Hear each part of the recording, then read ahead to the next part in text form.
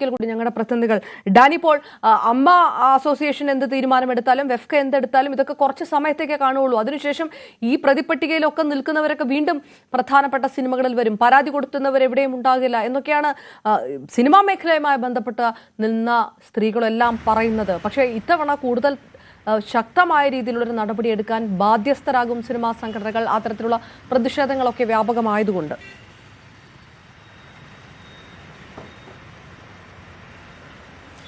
അങ്ങനെ നമുക്ക് പ്രതീക്ഷിക്കാം, വിശ്വസിക്കാം ആഭരണ. കാരണം ഈ സിനിമാ മേഖലയ്ക്ക് അകത്തു നിന്നുള്ളവർ തന്നെ ഈ കാര്യങ്ങൾ പറയുന്നത്. എത്ര വന്നാലും ഒരു താരമേധാവിത്വം നിലനിൽക്കുന്ന ഒരു മേഖല തന്നെയാണ് സിനിമാ മേഖല. സിനിമയ്ക്കകത്ത് ഏതെല്ലാം സംഘടനകളുണ്ടായെന്ന് പറഞ്ഞാൽ പോലും അതിനകരെ അവരെ നിയന്ത്രിക്കുന്നത് ആകെ താരസംഘടന തന്നെയാണ്. കാരണം അവർ തന്നെയാണ് ഇതിൻ്റെ ഒരു അപ്രമാദിത്വം കഴിഞ്ഞ് കുറേ നാളുകളായി കൊണ്ട് നടക്കുന്നത്. അപ്പോൾ പല വിലക്കുകൾ പല രീതിയിൽ ഉണ്ടാകുമ്പോൾ പോലും നമുക്കറിയാം അതിൽ എളുപ്പത്തിലെല്ലാം തന്നെ വെള്ളം ചേർത്ത് പോകുന്ന രീതിയിലേക്കെല്ലാം തന്നെ കാര്യന്നു. പല വിലക്കുകൾ തീരുന്നത് പോലും നമുക്ക് പലപ്പോഴും അറിയാറില്ല.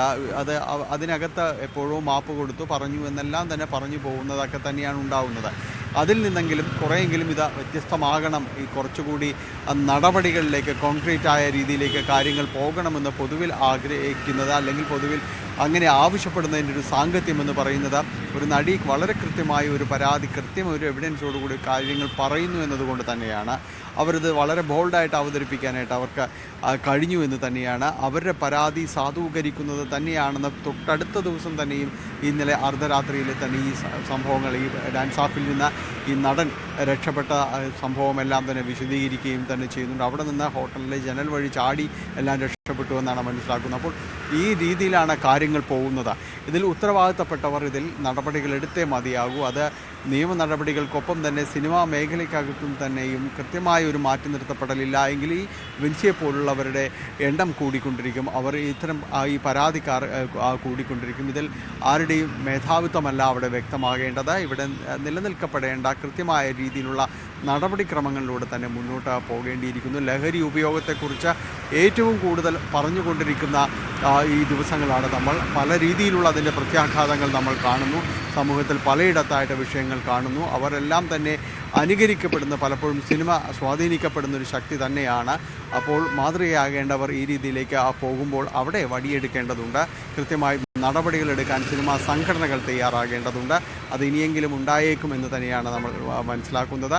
വരും ദിവസങ്ങളിൽ ഇപ്പോൾ തിങ്കളാഴ്ച ഫിലിം ചേംബർ അടക്കമുള്ള യോഗങ്ങൾ നടക്കും. അതിൽ തീരുമാനങ്ങൾ ഏത് രീതിയിലുള്ളതാണെന്നൊരു ആജീവനാന്തരം മാറ്റി നിർത്തുക, അതൊന്നും ഇപ്പോഴും അവരത് ആ രീതിയിലേക്കൊന്നും പറയുന്നില്ല. പക്ഷേ കർക്കശമായൊരു നടപടികളുണ്ടായും അമ്മ സംഘടനകളും ഇതിൽ ഉത്തരവാദിത്വ ബോധത്തോടുകൂടി നടപടികളിലേക്ക് നീങ്ങും. സംഘടന എന്നതിന് അതില്ല. ഒരു അഡ്ഹോക് കമ്മിറ്റി, അവരുടേതായ പ്രശ്നങ്ങൾ അഡ്ഹോക് കമ്മിറ്റി മാത്രമേ ഉള്ളൂ.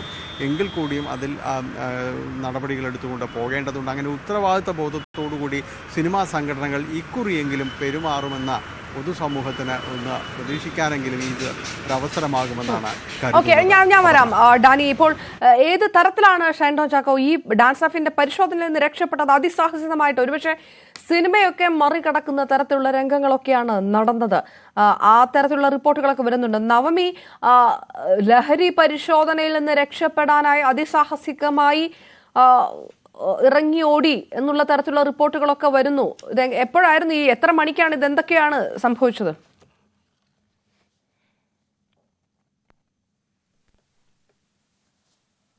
നവമി, ഹോട്ടൽ PSG വേദാന്തയിലാണ് സംഭവിച്ചിരിക്കുന്നത്. ലഹരി പരിശോധനയുമായി എത്തിയ ഡാൻസ് ഓഫ് സംഘം എത്തിയപ്പോൾ 3-ാം നിലയിൽ നിന്ന് ഷൈൻ ഇറങ്ങി ഓടി എന്നായിരുന്നു.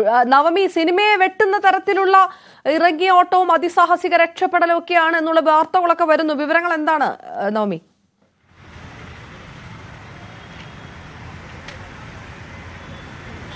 അവരുടെ ഷൈൻ ടോം ചാക്കോയ്ക്ക് ഓട്ടം അത്ര പുതിയതായിട്ടുള്ള കാര്യമല്ല. കാരണം നമ്മൾക്കറിയാം, സ്ഥിരം ഷൈൻ ടോം ചാക്കോ നമ്മൾ ഈ സിനിമയുടെ റിവ്യൂ എടുക്കാൻ നേരത്തായാലും ക്യാമറ കാണുമ്പോഴും ഓടുന്നത് ഒരു സ്ഥിരം കാഴ്ചയാണ്. സമാനമായി തന്നെയാണ് ഈ ഹോട്ടലിലും സംഭവിച്ചത്.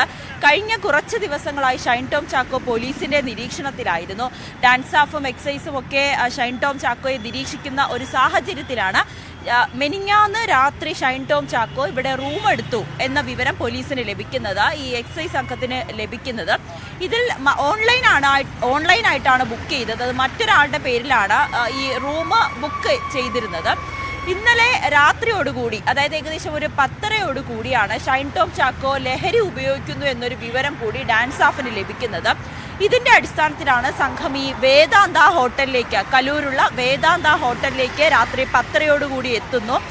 ഷൈൻ ടോം ചാക്കോ താമസിച്ചത് 3-ാം നിലയിലെ 314 നമ്പർ മുറിയിലാണ്. ഇവിടേക്ക് ഈ ഡാൻസ് ഓഫ് സംഘം എത്തിയെന്നറിഞ്ഞ ഷൈൻ ടോം ചാക്കോയോടൊപ്പം മറ്റ് 2 പേരും ഉണ്ടായിരുന്നു. അറിഞ്ഞ ഉടൻ തന്നെ ഷൈൻ ടോം ചാക്കോ 3-ാമത്തെ നിലയിൽ നിന്നും 2-ാമത്തെ നിലയിലേക്ക് ബാൽക്കണി വഴി, അതായത് ജനൽ വഴി എടുത്തു ചാടുന്ന വഴി ഇതിന്റെ ഒരു ഷീറ്റ് പൊട്ടിയിട്ടുണ്ടെന്നാണ് ഈ ഹോട്ടൽ അധികൃതരും ഡാൻസ് ഓഫ് സംഘവും വ്യക്തമാക്കുന്നത്. അതിനുശേഷം 2-ാം നിലയിലെ സ്വിമ്മിംഗ് പൂളിലേക്ക് എടുത്ത് ചാടുന്ന ഒരു സാഹചര്യം. പിന്നീട് സ്റ്റെയർ കേസ് വഴി ഓടി രക്ഷപ്പെട്ടാണ് ഇതിന്റെ റിസപ്ഷൻ വഴി ഓടി പുറത്തേക്ക് രക്ഷപ്പെടുകയായിരുന്നു ഷൈൻ ടോം ചാക്കോ. അതിന്റെ CCTV ദൃശ്യങ്ങളാണ് ന്യൂസ് 18 അടക്കം പുറത്തു വിട്ടിരിക്കുന്നത്. റിസപ്ഷൻ വഴി ഷൈൻ ടോം ചാക്കോ ഓടി രക്ഷപ്പെടുന്നത്, അതായത് ഈ ഡാൻസ് ഓഫ് സംഘം എത്തുമ്പോഴേക്കും ഷൈൻ ടോം ചാക്കോ ഹോട്ടലിൽ നിന്നും ഓടി രക്ഷപ്പെട്ടിരുന്നു എന്നാണ് നമുക്ക് ലഭിക്കുന്ന വിവരം. ഒപ്പമുണ്ടായിരുന്ന ഒരാളും ഓടി രക്ഷപ്പെട്ടിട്ടുണ്ട്. അത് പാലക്കാട് സ്വദേശിയാണെന്നാണ് ഡാൻസ് ഓഫ് സംഘം പറയുന്നത്. അങ്ങനെ ഷൈൻ ടോം ചാക്കോയെയും ഒപ്പമുണ്ടായിരുന്ന ആളെയും കുറിച്ചുള്ള ഒരു അന്വേഷണം പോലീസ് തുടർന്നുകൊണ്ടിരിക്കുകയാണ്. മറ്റൊരാളും കൂടി റൂമിലുണ്ടായിരുന്നു. അയാളെ വിശദമായി പരിശോധിച്ച് അയാളുടെ പക്കൽ മറ്റ് ലഹരി ഒന്നുമില്ല എന്ന് ഉറപ്പുവരുത്തിയതോടെ പോലീസ് അയാളെ വിട്ടയക്കുന്ന സാഹചര്യമായിരുന്നു. എന്തായാലും ഈ റൂമിൽ നിന്നും, അതായത് ഷൈൻ ടോം ചാക്കോ താമസിച്ച റൂമിൽ നിന്നും ഒരു സിപ്പ് കവറും കൂടി പോലീസിനെ കണ്ടെത്താൻ കഴിഞ്ഞിട്ടുണ്ട്. ഇതടക്കം വിശദമായി പരിശോധിക്കേണ്ടതുണ്ട്. ഷൈൻ ടോം ചാക്കോ എവിടെ എന്ന ചോദ്യമാണ് ഇനി ബാക്കിയുള്ളത്. പോലീസും എന്തായാലും കൃത്യമായിട്ടുള്ളൊരു നിരീക്ഷണത്തിലാണ് ഷൈൻ ടോം ചാക്കോയെ കണ്ടെത്തുന്നതിന് വേണ്ടി. ഇതിപ്പോൾ നമ്മൾ ദൃശ്യങ്ങൾ കാണുന്നതാണ് ഷൈൻ ടോം ചാക്കോ താമസിച്ചിരുന്ന ഹോട്ടൽ. ഈ ഹോട്ടലിന്റെ 3-ാം നിലയിൽ നിന്നുമാണ് 2-ാമത്തെ നിലയിലേക്ക് ഷൈൻ ടോം ചാക്കോ സ്വിമ്മിംഗ് പൂളിലേക്ക് ചാടുകയും അവിടെ നിന്ന് സ്റ്റെയർ കേസ് വഴി ഓടി രക്ഷപ്പെടുകയും ചെയ്തിരുന്നത്. ഇതിന്റെ ഷീറ്റ് പൊട്ടി എന്നാണ് ഈ ഹോട്ടൽ അധികൃതരും ഡാൻസ് ഓഫ് സംഘവും വ്യക്തമാക്കുന്നത്. എന്തായാലും കൃത്യമായി ഷൈൻ ടോം ചാക്കോയെ കണ്ടെത്തുന്നതിനുള്ള ഒരു അന്വേഷണം പോലീസിന്റെ ഭാഗത്തു നിന്നും ഊർജിതമായി തന്നെ തുടരുകയാണ്. മറ്റൊരു പ്രധാനപ്പെട്ട കാര്യം, ഈ ഷൈൻ ടോം ചാക്കോയുടെ കയ്യിൽ ലഹരി ഉണ്ടെന്നുള്ളൊരു രഹസ്യ വിവരത്തെ തുടർന്നാണ് പോലീസ് ഇവിടെ എത്തിയത്. ഇനി അത്തരത്തിൽ ഇത് പിടികൂടുമോ, കയ്യിൽ ലഹരിയുമായി പിടികൂടുമോ എന്ന് ഭയപ്പെട്ടായിരിക്കും ഷൈൻ ടോം ചാക്കോ ഓടി രക്ഷപ്പെട്ടത് എന്നാണ് നമുക്ക് ലഭിക്കുന്ന വിവരം. അതെന്തായാലും പോലീസ് ആ രീതിയിലുള്ള ഒരു അന്വേഷണം തുറന്നുകൊണ്ടിരിക്കുകയാണ്. ഷൈൻ ടോം ചാക്കോയുടെ ഇത്തരത്തിലുള്ളൊരു ഓട്ടം, അത് നമ്മൾ ഈ ഹോട്ടൽ മുറിയിൽ മാത്രമല്ല തിയേറ്ററിന്റെ ഫ്രണ്ടിലൊക്കെ പോയി നിൽക്കുമ്പോൾ കാണുന്നതാണ്. ഷൈൻ ടോം ചാക്കോ മാധ്യമങ്ങൾ ചോദ്യം ചോദിക്കാൻ വരുമ്പോൾ ഓടുന്നത്. എന്തായാലും അത് തന്നെയാണ് ഈ ഹോട്ടലിലും ആവർത്തിച്ചത്. അങ്ങനെ പോലീസിനെ കണ്ടും ഡാൻസ് ഓഫ് സംഘത്തെ കണ്ടുമൊക്കെ ഷൈൻ ടോം ചാക്കോ ഹോട്ടലിൽ നിന്നും ഇറങ്ങി ഓടി. അതിന്റെ CCTV ദൃശ്യങ്ങളടക്കം നമുക്ക് ഏതായാലും ഡാൻസ് ഓഫിന്റെ പരിശോധനകളൊക്കെ കൂടുതൽ ശക്തമാക്കുന്ന ഒരു സാഹചര്യത്തിൽ കൂടിയാണ് ഇങ്ങനൊരു സംഭവം കൂടി ഉണ്ടായിരിക്കുന്നത്. ഡാനി, ഇപ്പോൾ ആലപ്പുഴ ഹൈബ്രിഡ് കഞ്ചാവ് കേസുമായി ബന്ധപ്പെട്ട അന്വേഷണം ഒരു ഘട്ടത്തിൽ നിൽക്കുന്ന സാഹചര്യത്തിൽ കൂടിയാണല്ലോ ഇത്തരം ഒരു സംഭവം വരുന്നത്. സ്വാഭാവികമായിട്ടും സിനിമയുമായിട്ട് ബന്ധപ്പെട്ടുള്ള ലഹരി ബന്ധങ്ങൾ, കണക്ഷനുകൾ, പുറത്തുനിന്ന് ലഹരി എത്തിക്കുന്നതാര്, ഇതാ എവിടേക്ക് പോകുന്നു, ഇത്തരം കാര്യങ്ങളിലൊക്കെ കൂടുതൽ അന്വേഷണത്തിലേക്ക് കടക്കും അന്വേഷണ സംഘങ്ങൾ. അങ്ങനെ കൂടി വിചാരിക്കണമോ?